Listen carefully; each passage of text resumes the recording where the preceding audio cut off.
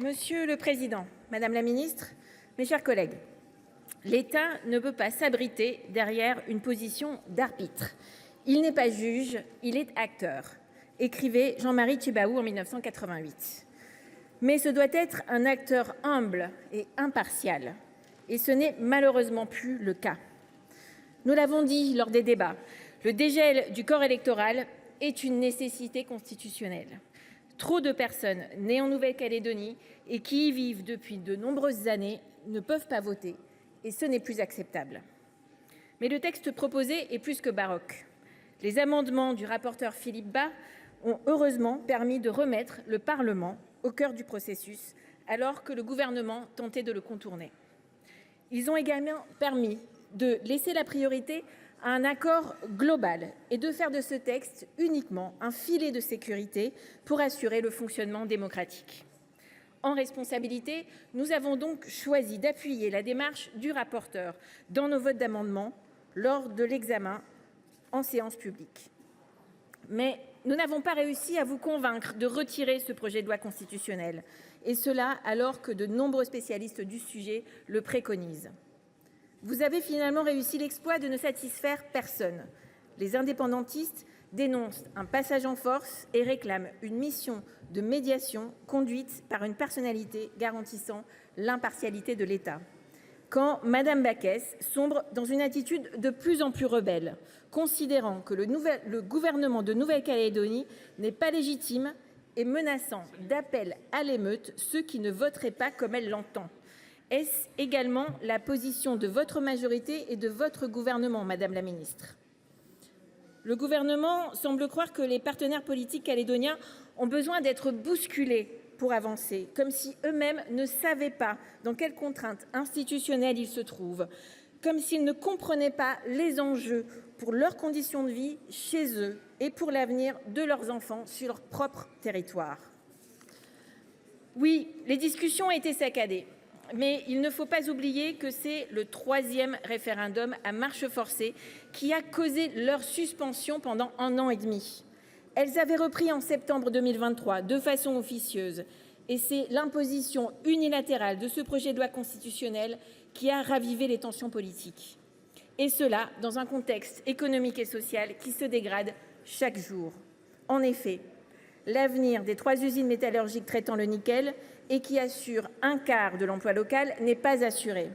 Or, comme le rappellent René Dosière et Jean-Jacques Urvoas dans une récente tribune dans Libération, répondre aux difficultés du nickel est une impérieuse nécessité, car jusqu'à présent, chaque étape politique a été précédée d'un préalable minier.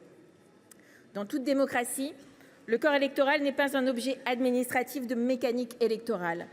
C'est un objet éminemment politique. En Nouvelle-Calédonie, le corps électoral restreint pour les élections provinciales, c'est l'essence même de la construction d'un destin commun des Néo-Calédoniens par la définition d'une citoyenneté néo-calédonienne au sein de la citoyenneté française. C'est aussi une condition sine qua non d'un processus de décolonisation réussi. Aussi, on ne peut pas imposer unilatéralement son dégel et ses nouveaux contours en amont de tout accord global, sans abîmer durablement un processus qui assure le maintien de la paix civile depuis tant d'années. Le gouvernement pensait accélérer le cours des événements avec ce projet de loi. Il n'a réussi qu'à donner plus de force à ceux qui, des deux bords, veulent le moins avancer ensemble. Il radicalise toutes les oppositions historiques les plus dures entre une partie des non-indépendantistes et les indépendantistes. En imposant aux partenaires calédoniens la date des prochaines élections ainsi qu'un corps électoral glissant dont la composition ne fait pas consensus, vous faites un nouveau faux pas pour une gestion apaisée de la sortie de l'accord de Nouméa. Madame la ministre, le temps calédonien n'est pas le nôtre. J'ai bien conscience que c'est sans doute un concept contraire au tempérament du ministre de l'Intérieur.